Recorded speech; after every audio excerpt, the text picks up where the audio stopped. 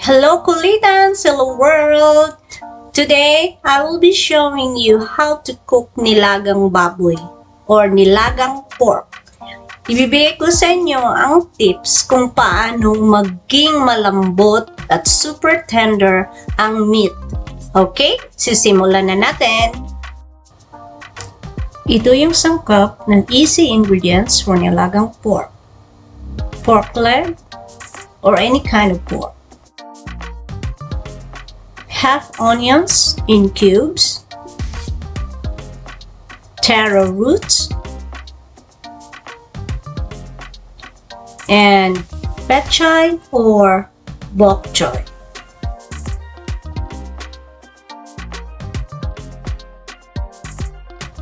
So, simulan na natin ang pagluluto.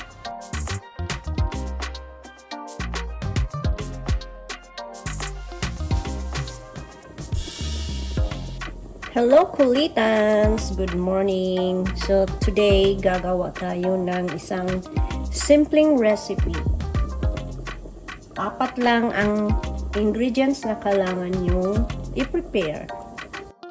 Yung pork, yung taro roots, ang tawag nito is gabi, and bok choy or pechay, you can use pechay. Onions, water, salt. Yun lang. Very simple recipe. First thing to do is to boil the pork for 1.5 to 2 hours. So, unang boil, ibuhos mo muna, tanggalin mo yung water kasi may mga blood and fats pa siya. So, replace mo ng new water and let it boil.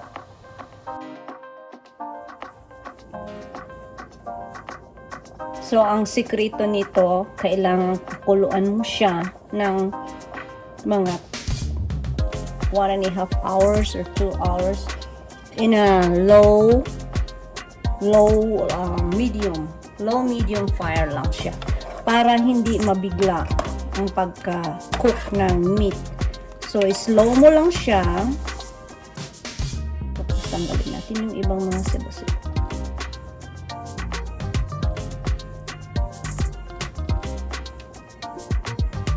Yan. Slow mo lang yung fire niya para maganda yung pagkaluto ng meat. Like that. Mas maganda to pag humihiwalay-hiwalay yung laman sa buto niya. Look.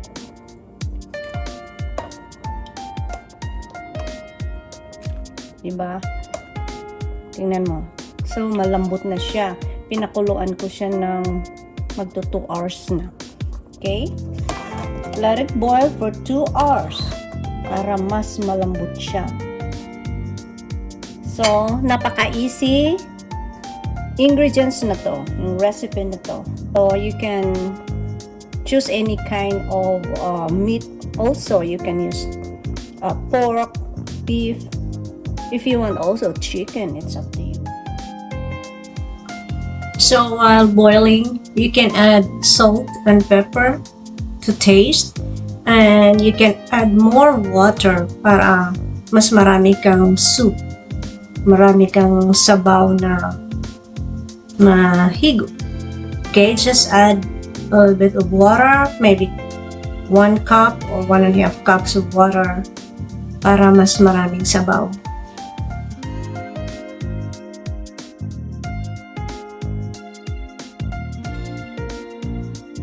So, let it boil. Hayaan mo lang muna siyang kumulo para mas lumambot yung meat. Yeah, it's really good kung yung meat is very tender.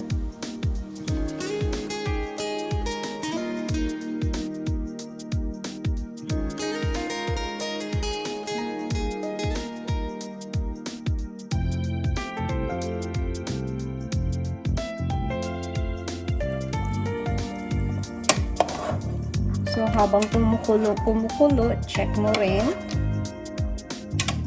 It's very tender na. Look. Parang nagse-separate na yung laman sa buto. Ayan. Sarap nito. you can add your taro roots. Okay?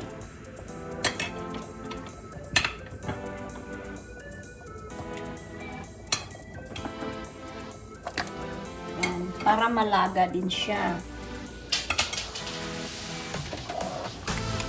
Yan.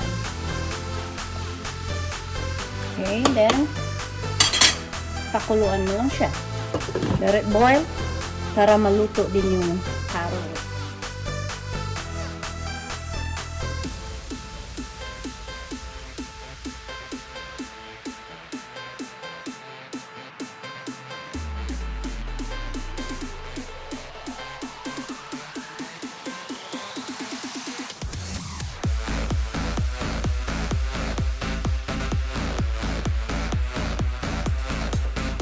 So, i-check mo rin siya kung naluluto na yung taro roots or the gabi. Pag hindi, let it boil.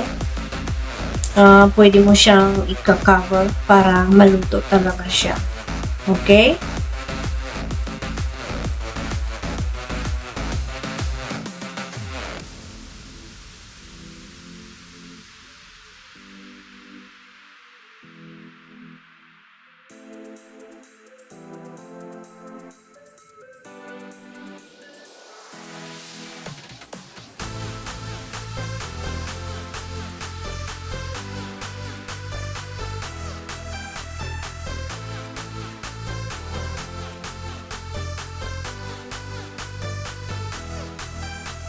Okay. So, i-check natin ulit kung okay na yung taro roots. So, we can add up our pechay or bok choy.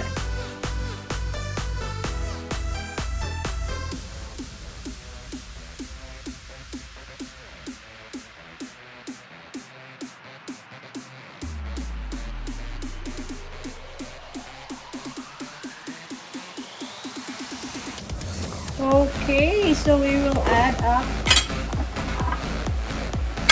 our bok choy.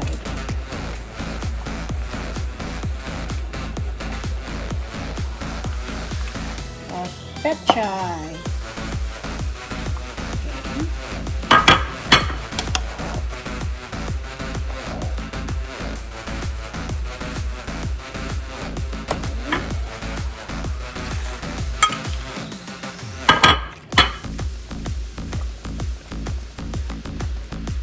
Okay, then just turn off your fire.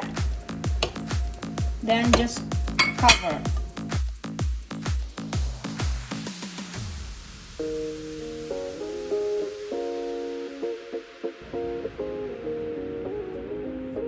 Okay, so cover for 1 minute and then we are ready to serve our soup for the day. Pork nilaga. The most easiest way to cook soup. You just need 4 ingredients for this. It's a very cheap and affordable recipe for all time.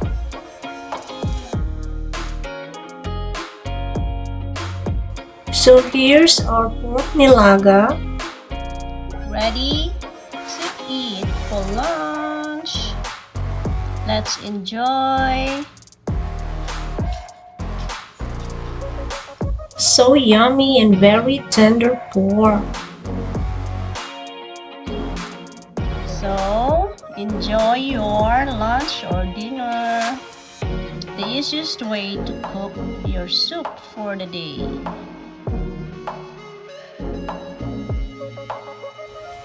So hope you enjoy our cooking tutorial for today.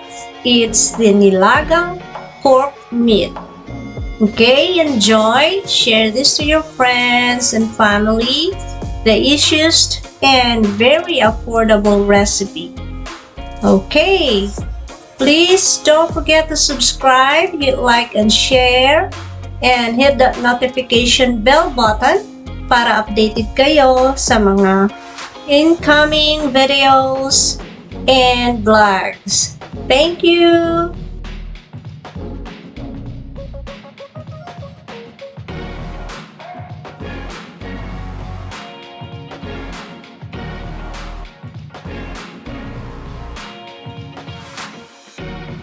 Have a nice day!